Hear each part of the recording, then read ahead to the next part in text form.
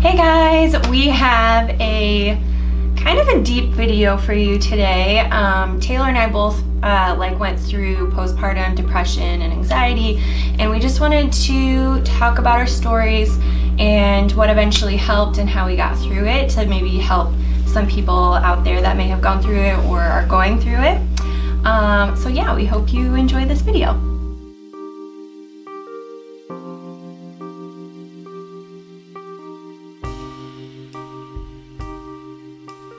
Hey guys, okay, so my part of the video is about postpartum anxiety, and I want to say I had a little bit of depression too, but I never actually got diagnosed for it, so it's just kind of my own diagnosis.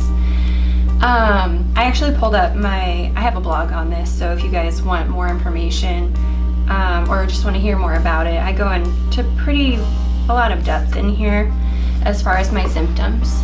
And essentially, when I'm trying to gather my thoughts, so I'm sorry if this is a little bit all over the place, but with my first son, Riv, I had a C-section with him, so it was a little bit traumatic. And then I remember going home from the hospital and just like sitting in my living room and just crying, and I don't really know why I was crying. It was just like it was very traumatic. Everything was done now.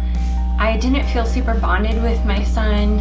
And I just felt really off. A lot of my symptoms lasted for, I want to say it wasn't even until I had my second son where my hormones kind of flipped right side up. So I want to say I struggled with this for about 2 years. And I didn't know it was not normal. I didn't know that this was actually a thing, like it was called postpartum anxiety or postpartum depression, until I had read a blog from another person that had posted something on Facebook about it. And I'm like, as soon as I had read that blog, I related to literally everything on the list that she had said, and I just started crying because I didn't realize that what I had gone through for like the past 2 years was actually something that wasn't permanent, that was something that could go away. So yeah, some of my symptoms, I'm getting nervous, so I'm getting breathy, but some of the symptoms that I had, everything just felt really difficult, like getting out of bed, feeding the baby, cleaning the house. Like I just had literally, not determination, it was just like motivation. I had none of it. It just was really difficult to do everything. So I really had to talk myself into doing things each day, or just taking my baby out to the store and grabbing something and going home just felt like it took a lot out of me. I felt like I had just a cloud of sadness over me. I just remember thinking like, oh, this is what it's like when you have a baby. Like, this is what it's like now. I'm gonna have to get used to this, because I just felt sad all the time. I didn't feel like anything was funny. I didn't really get excited about anything anymore. I just felt like literally like a cloud kind of hovering over me. I had a few episodes of racing pulse, which I know now are kind of like panic attacks, in my form of like panic or anxiety attacks. My pulse races because it's like my body recognizes that I'm freaking out, but my brain is telling me to like just calm down. So like in my mind, I knew it wasn't normal. I was like, wouldn't you just calm down, chill out, you're fine. But my body was reacting to like the anxiety or the stress. I got a lot of hot flashes, which I know that can happen after a baby as well. So I just assumed that was part of it, but these can be in response to anxiety.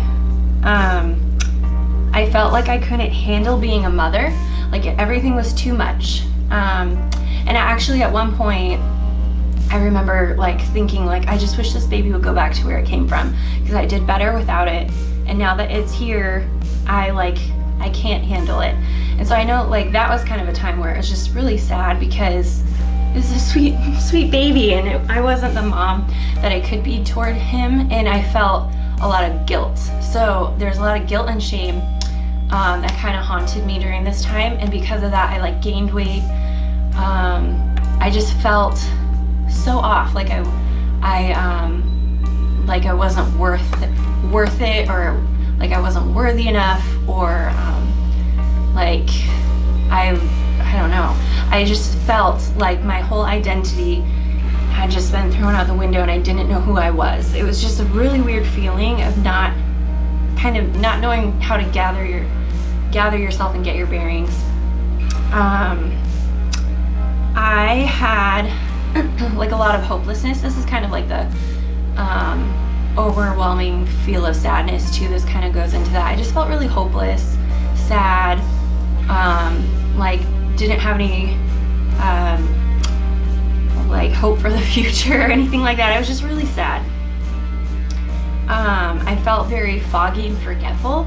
It's like my brain couldn't like focus on any one thing except for and this is another one, except for like these racing thoughts of things that could happen, which are irrational. It's just irrational fears of things that could happen.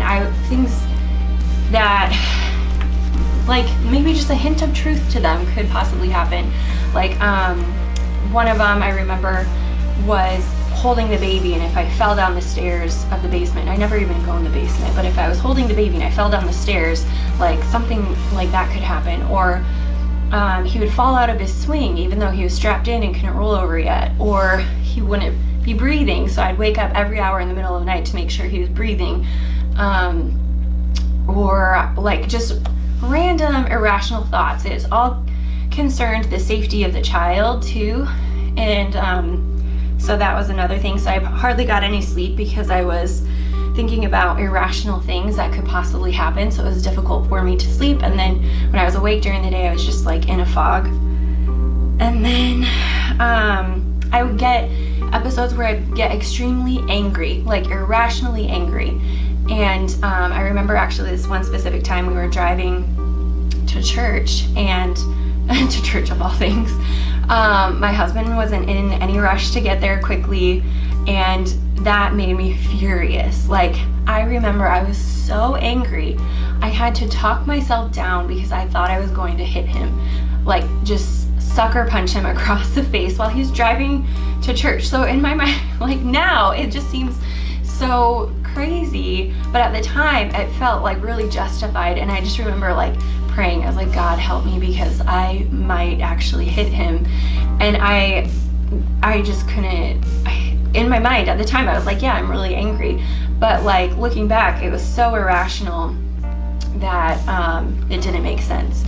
So those are just some of the things I went through. And yeah, it took me a while. I didn't talk to anybody about it because irrational fears, you think that if you're going to say something to like a doctor, they're going to take your child away because you're an unfit mother, or they think, I don't know, you just think of all these lies. You tell yourself all these lies. And so I didn't tell anybody about it. I just kind of pretended like things were fine on the outside, but on the inside I was just freaking out. And it took about 2 years. After about a year, I felt a little bit better, and I just felt like it was just kind of high functioning. And I ended up getting pregnant again with my second child, and I actually went through this like few week span of just depression, and that was actually my first bout with depression, because before it was more anxiety based, and then it went into depression. And that was kind of a time where I just felt like the devil was just like on my shoulder telling me all these lies about you're not worth it. Sorry, this is a trigger because this was a really dark time for me.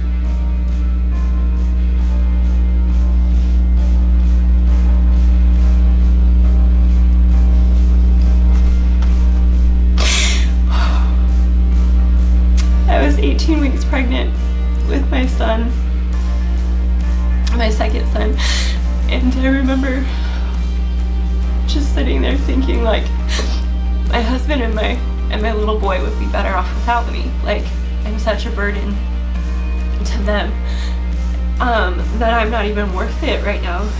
I'm just a burden to them. I'm not. They'd literally be better off without me. And in my mind, I was thinking that I love them so much, I'd be doing them a favor if I killed myself.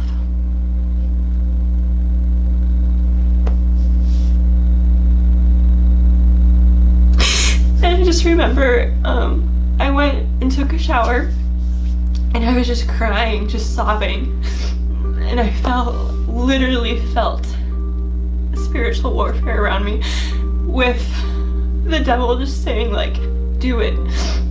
And I was staring at my razor blade, and in my right mind, I would never do this, like, blood and gore, and it's just not my thing, but I was just my hormones were just so flipped.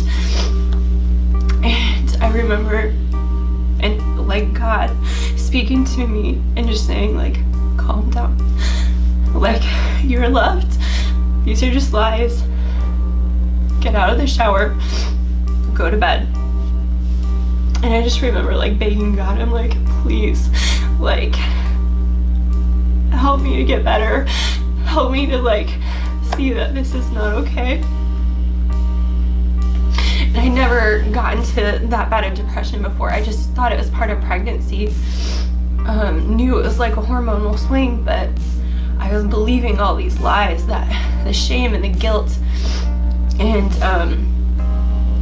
so I got dressed, got out of the shower, got dressed, went to bed, and literally the next day, it was like my hormones had flipped. I was fine. No more depression. I felt like myself again, and that was huge. I hadn't felt that in several weeks. I actually had felt better than what I had felt since before I had children. It's so weird how hormones can play that part, but I think in part too, I didn't, like, armor myself with the protection of God. I didn't protect myself from the lies that I was hearing from the devil. Guilt and shame are not from the Lord. Guilt, shame, and fear are not from the Lord. They're from the devil trying to dim your light. And he was so close to dimming mine. And not just mine, my second son, I would have taken him down with me because I was pregnant at the time.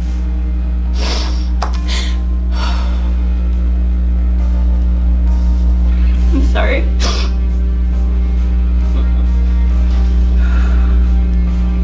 After that, I just prayed that God would never let me get to that place again. And I like since I was in my right mind, I was like, I'm not gonna listen to the devil's labels, to the devil's lies. I'm a child of God. I am not full of shame or guilt. Like, that is not of the Lord. It even says, there's a verse in the Bible that says, like we are seen through the Lord's eyes. If you have, if you've accepted Jesus, he sees you as a perfect being, and your shame is no more. And that's not the place I was living out of before that time. And from that point forward, I just prayed, like, protection over my pregnancy, over my mind, over my baby, and over, like, the delivery.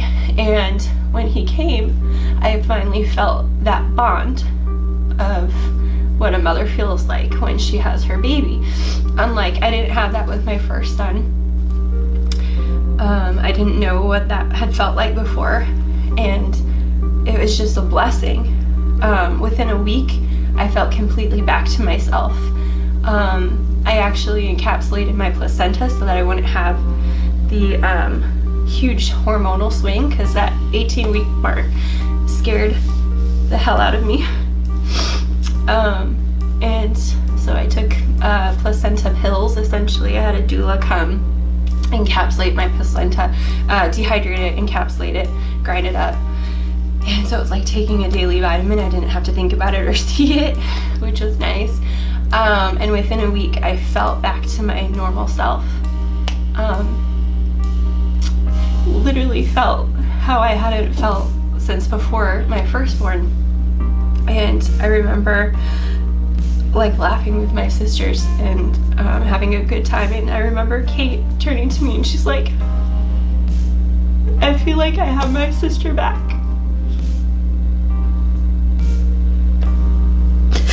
And I didn't realize that it was so evident that I had changed for the 2 years. I thought I was putting on such a front that nobody knew what I was going through. And they all had sensed it, but I don't think they realized how bad it was. And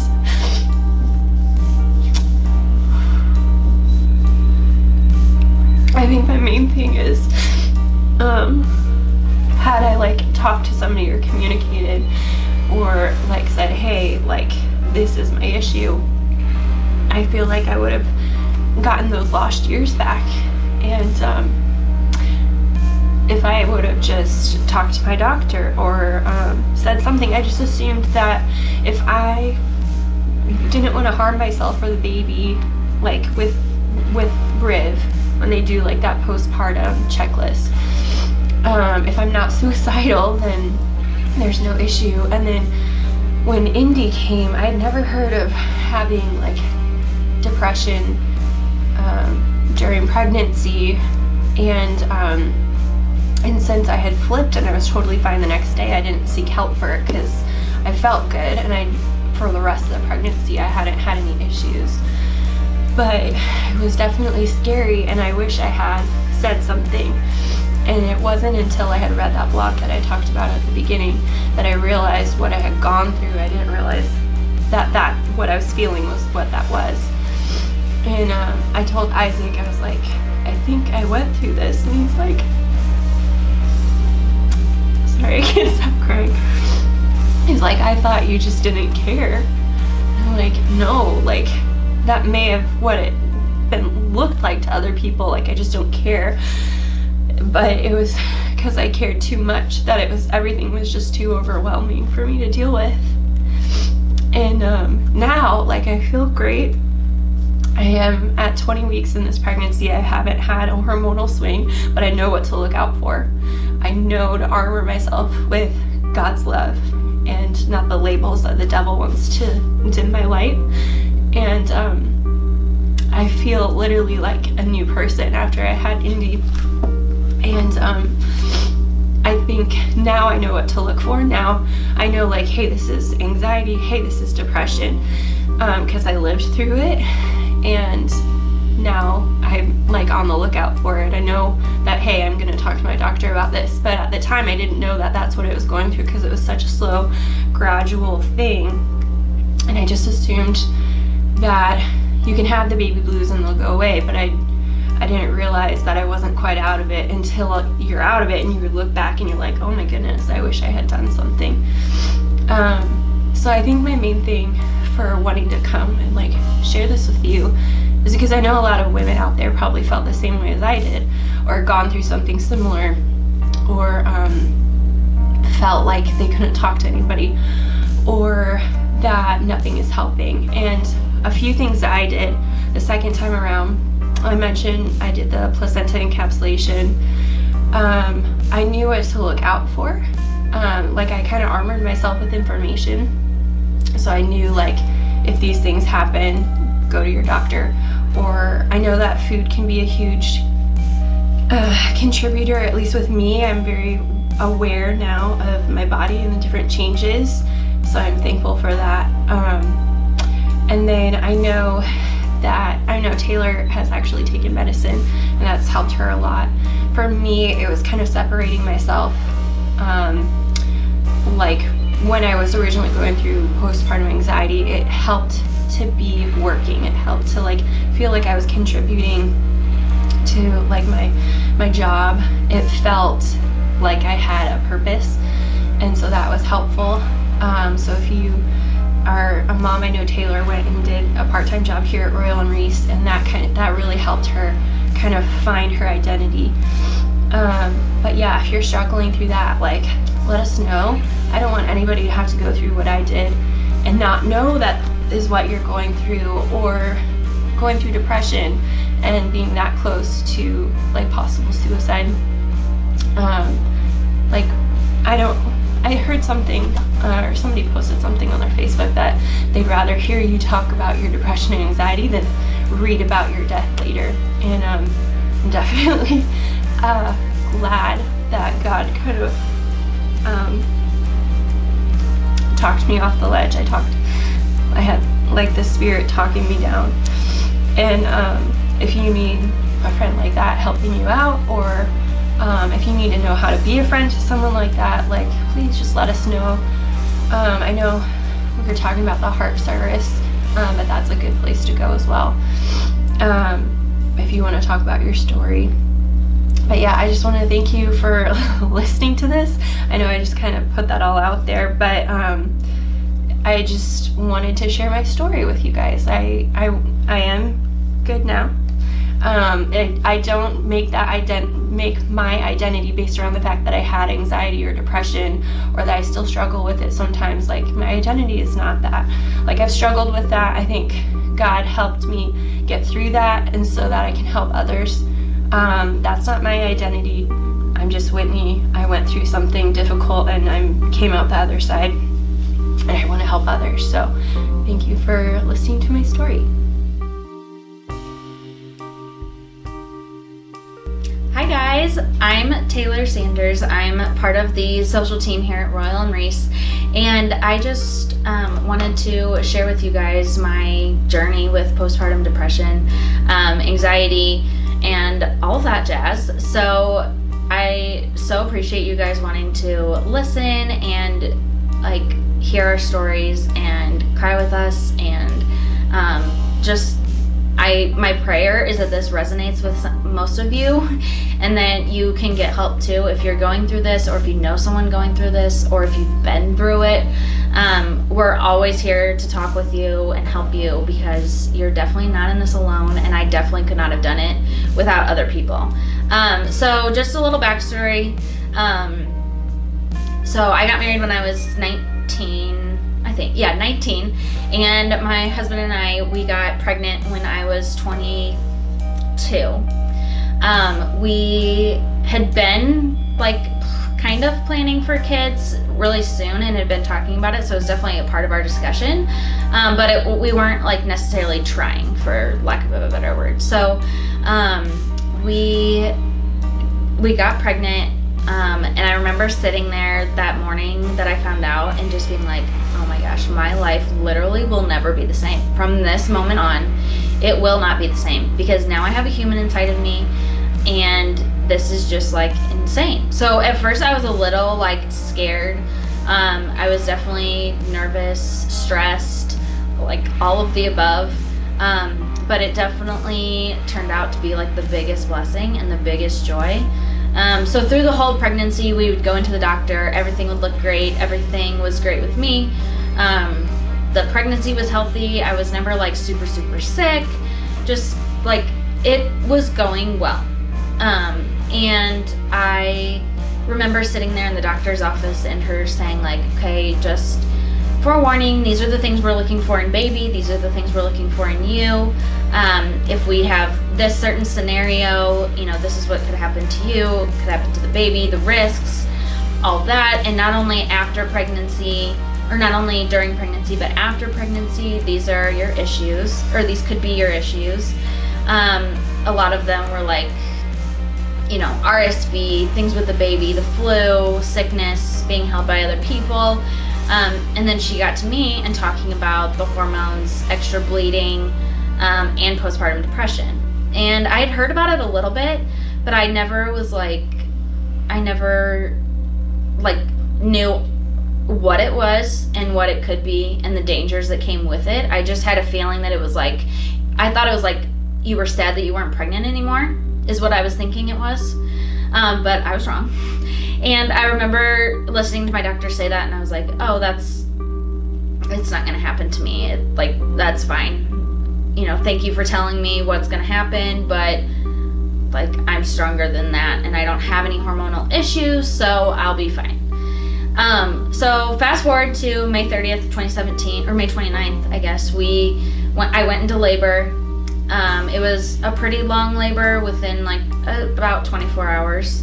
And it was 1:17 the next day, so May 30th of 2017. At 1:16 in the morning, Brinley was born. And I remember the doctor looking at me, and she's like, okay, look down. And I literally saw her face, and I was like, ew, like, what is that coming out of me? Like, it was just, I don't know, it was one of those, like, weird experiences where you're not, like, I didn't feel like it was real life, I guess. And I was like, oh my gosh, like, how did that just come out of me? And I remember them putting her on my stomach, and I have pictures to prove it. Like, it was joy, joy, joy, joy, joy. And then as soon as they put her on me, I was like, just numb. Like, could not, like, had no facial expression. I was just holding her like this. Like, I didn't want to, like, hold her, coddle her. Like, I wasn't crying. I wasn't, like, stoked. Which to this day makes me really sad that I wasn't, but that's just how my body was at the time. So I was really, like, hurting. Also, my recovery was really bad as well. And so all of that kind of played a part in it too. And I just remember thinking to myself, like, wait, this is my new reality. Like, now I have to care for a baby, a child, a human. Like, it's just crazy. And I was just like, great. Like, the rest of my life, I'm literally going to be only a mom. I'm only gonna be known as a mom. I'm only gonna be what Brinley needs, and I'm gonna have to be everything for her every single day. And time just went on, and I was just always just tired, exhausted, never wanted to get up, never wanted to get out of bed. I remember holding her, feeding her, just everything, and I just wasn't, like, overjoyed.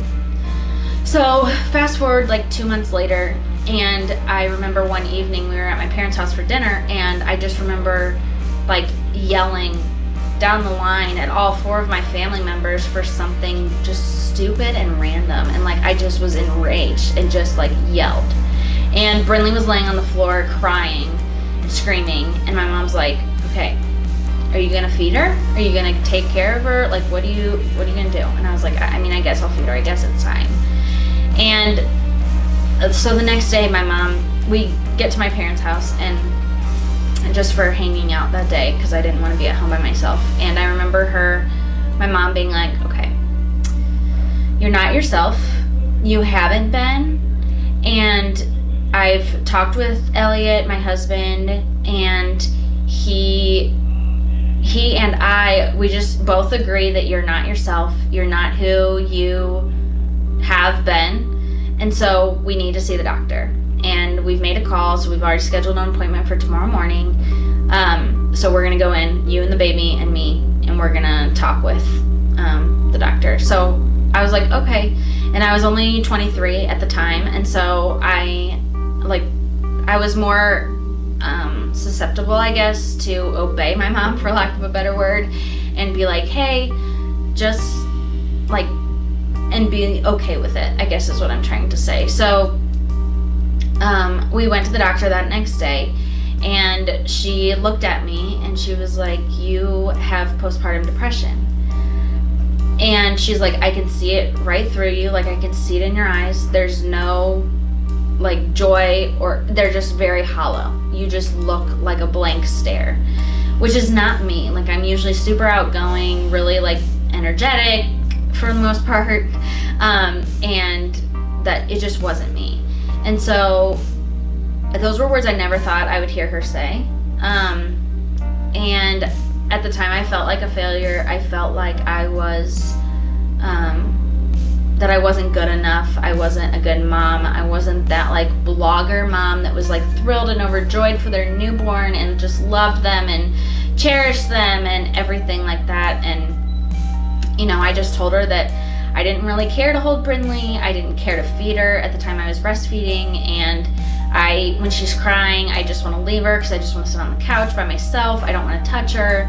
And all of this was rubbing off on my husband too at the same time. Like, I was super aloof to him, didn't really care, wasn't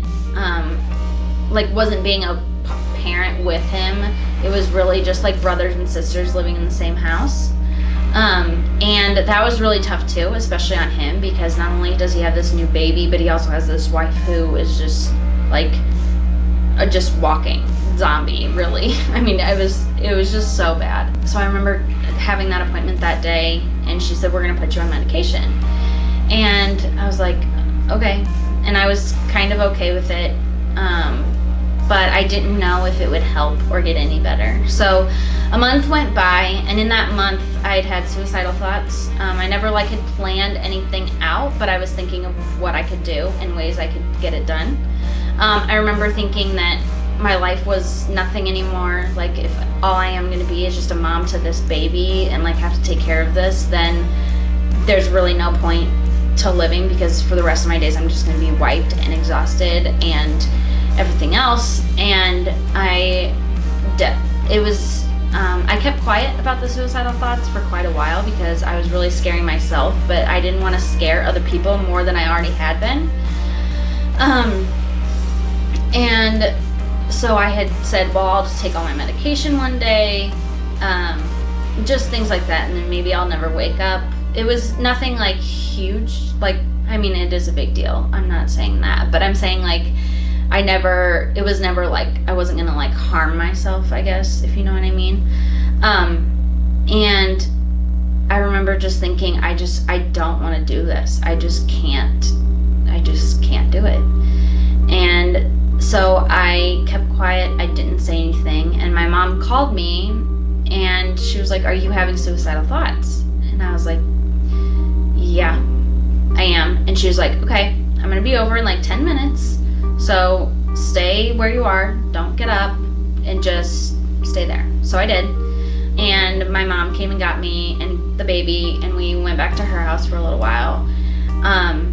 And we go back to the doctor a couple weeks later and tell her that I was having suicidal thoughts. And she was like, okay, we're gonna up your medication, because not only would that be terrible, but you would also have to spend weeks at up in ICU. We'd have to get you mentally a lot better, and you don't want to do that. You don't want to be hospitalized for mental, for a mental thing like postpartum depression. And I remember that scaring me, that I was gonna have to go to the hospital, because I hate hospitals, absolutely hate them. And so I remember us upping my medication, and she's like, you need to diet, exercise, all of that needs to get a lot better. And I was like, yeah, whatever. So I didn't really do any of that. I just was taking the medication. She's like, and you're gonna have to be watched 24/7 until we can get this under control. And she was like, not only because you're with the baby, but you as yourself. I don't want you going anywhere by yourself. You can't be at home by yourself, especially at night and stuff like that. So she's like, you're gonna need to be watched. And I remember being like, okay, this is really serious. And even though I wasn't mentally there, it still hit home to me. And so I continued on the medication. I also had told her that I wanted to quit breastfeeding. And I'm like, can I just quit breastfeeding? I feel like this is gonna help. And she was like, we can, but I would strongly advise you to keep going, because otherwise this is going to be a lot longer of a process, and it's gonna be a lot harder for you to bond with Brinley. And so I remember doing that and continuing to breastfeed with her, and it really did start to help once the medication kicked in. And I'm thankful that I did it. I did it for 6 months, which to me that was better than doing nothing. And I really feel like that helped, along with the medication for sure. But really, I also found in the process, being vulnerable was huge for me. Talking about it and telling people, when they say, how are you doing? And saying, I have postpartum depression. And there were so many women that never talked about it. They went through it, but they never said anything about it. And I was like, how did you do it? They were like, we just suffered on our own, and our marriages were hurt for it. One lady I know, it didn't happen until her 7th child, like I can't imagine like having kids and having that and having a husband. Like that's just horrible.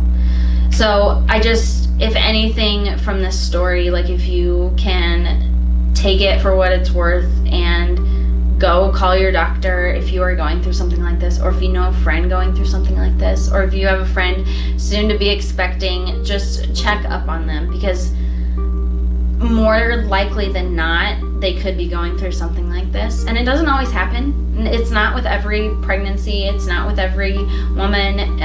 It's definitely something that just comes and goes. But I still, not necessarily put the postpartum part, it's kind of turned more, mine has turned in more to a like depression. And I'm, like I said, I'm still on the medication 2.5 years later, and it's okay. Like it doesn't make me a bad mom. It doesn't make me a bad person. And I'm so thankful that I like went through that process, because for it, like I can see myself, like I know when I'm heading down that road, and I don't know, I just get really excited to like help other people and other women through it and be there for them, because that was like, it was horrendous. It was so bad. And I love my husband way more to this day, because I trust him more than ever, because if he ever wanted to leave me, it would have been then. And it just, I don't know, it was just, it's one of those things that you don't want to go through again, but if it can help somebody and change somebody else's life, like I would do it all over again. So just, if you're out there, if you're feel alone, you're not, if you're scared to go to the doctor, please do it. It does not, they want you to come to them. It's not going to make you a bad mom. It doesn't mean anything ill of you. It just means that your body can't handle what it just went through at that time, and that you need to help and you need to get it better. For the sake of you, for the sake of your husband, for the sake of your family, for the sake of your baby, just everything. Like if it was not for my family, I don't know that I would be here, or I would be in the state that I am in. And I don't know that I would still be a mom to Brinley, to be honest. And to think about that is like heartbreaking and really sad. And I'm excited to like have another child eventually, because I feel like I'll be able to go through all of that newborn stuff in a different light and a different perspective, and I can take precautions ahead of time to make sure that my body is not going to go through what it went through, and that if it does, it is okay, and I can get back on the medication and it will be fine and I'll get back over it. But it definitely, I don't know, it just, if anything, to this day, I just hope that you guys could take something out of that story and be, and relate to it in some way, and just be open and vulnerable about it, because honestly, that was like my biggest stepping stone to healing. That and the medication, and then just being open and honest with family and all of that. And just to tie it into Royal and Reese, they played a huge part in it as well. When I was at home with Brinley and I was getting a lot better, I was like, I just can't do this 24/7. I can't be a mom 24/7. I love like being out with people, doing things. Like I just can't be a stay-at-home mom 24/7. It just is not gonna work for me, and I won't be able to be a better mom to Brinley without doing something. So my sister nannies for Tara, who's the CEO, and she told Tara one day, she's like, hey, my sister's really struggling with postpartum. Is there anything she can do at the office that would like get her out? I think she would really love it. Just even a couple hours a week would be huge. So I ended up coming on one week when some girls were on spring break, and just helping process inventory and everything. And eventually, after a few weeks, I was like, I don't want to leave this place. I really don't. Like, I love it. I love the people I'm around. I love the clothes. I love just the community, and I love the three sisters. And I was like, I think I want to stay here for a little while. And so they eventually offered me a part-time position to help with inventory, and so I did. I did that for like a year and a half, and just absolutely loved it. And then I got to be part of the social team in December, and literally like just being around those girls all the time, it just makes me feel better about myself. I can relate to them in so many ways. I can relate to other moms through live videos. I can relate to moms through posts or whatever, and it really has helped me just come out of that pit and come out of that darkness as well. And it literally was just unbelievable. So like the girls always say, God's not gonna put you through a fire without buckets of water on the other side. And I definitely felt that, and I wanted to be a bucket of water to people that are definitely going through the fire right now. So if you're out there, I hope that we can relate in some way, that you can reach out if you'd like, but no, you're not alone. You're loved. You are a good mom. You are that baby's helpmeet, and they need you, and in a way you need them as well.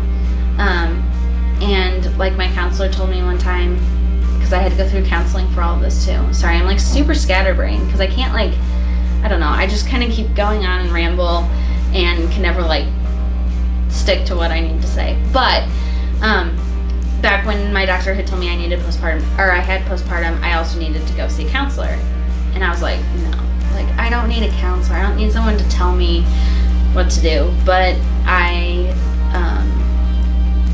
it was really the best thing for me to just sit and process and go through it and other things that were at that time as well. And so I went to my counseling. In my first session, she said, you can't be 100% Brinley's 100% of the time. It's not physically possible. And that was the biggest relief and just burden lifted off my shoulder. I was like, wait, I don't? It's okay if she cries. It's okay if she's sad. It's okay if she's mad. I don't have to be everything for her all the time. And she was like, no. And she was like, you have to take care of yourself. And that was the biggest thing for me. It was okay, taking care of me is taking care of my baby. And that's what I need to do right now at this moment. So that's what I did. I reached out, got help, and it literally was the biggest help for me. So definitely, I would definitely go through it again if I could help more and more people. But go out there, get help. Please reach out to people, because it's not worth sitting and suffering alone, and it doesn't put anything negative on you. Thank you guys so much for listening to our stories and just helping us be open and vulnerable with you guys to help you in whatever process you might be going through, whether it was postpartum, depression, anxiety, any of that. We're just thrilled to share our hearts with you, and that was the best thing about going through all of this, was that we were able to help people like you guys just process through it all, you know. I agree. Yeah, I feel we always say that if God puts you through the fire, he's gonna help you bring buckets of water out for other people that are going through it too. And so I feel what's the point of going through it if you're not helping other people that have maybe gone through the same thing? I know for me, had I just communicated more, talked to my doctor, sought out help, that would have been really helpful. That's something I did not do. And then another thing I feel that would have been really helpful too, is to kind of know that this is what it actually was. What I was going through, it was actually anxiety, postpartum anxiety, and that my hormones were off, and I just didn't know. So I feel information is key, which is why I'm so happy to talk to you guys about it and say, hey, this is what it looks like, and this is what it feels like, and you may have gone through it, you just didn't know that that's what it was called. 100%. So yeah, I was super I was really young when I had my daughter, and I was only 23. So I didn't really know so much of myself to be in tune to okay, I'm really needing help. I'm needing medicine or whatever it would be. So that's why, as you probably listened to in my story, that that's why my parents were, and my extended family were just such a big part in being you're not yourself, so we're gonna get you help. And I just, knowing that I was younger, I was just okay. and I just went through and we met with the doctor, got medication. I'm still on it to this day, and it's okay. Like, it's okay to do that. And I know that food and all of that would be a big help too. But, you know, girl just loves her McDonald's cup, so. No, I think, yeah, that's a good point. I just feel like acknowledging that seeking out help and acknowledging that you may have an issue doesn't make you a bad mother, doesn't make you a bad person, doesn't make you mentally ill. It just makes you like you have a problem and you're seeking for help. Yeah. And I feel like that shows a lot of strength. For sure. And so we just wanted to extend out, like if you guys need help, if you want to talk about it, if you need something to somebody to talk to, we're here. Yeah. We also have the Heart Service, so feel free to go ahead and email the Heart Service if you want us to pray for you or to talk to us. Reach out to Royal and Reese at outlook.com. We'll go ahead and put these links in the description box, by the way. But yeah, we're just thankful that you guys are out there. And if you need help, please talk to us. And yeah, if you want to see more videos like this, feel free to subscribe to our channel, like our page, comment below. We just want to hear from you, and we're so happy that we actually have this outlet that we can talk to you guys. Yes. And just know that you're not alone. Yes.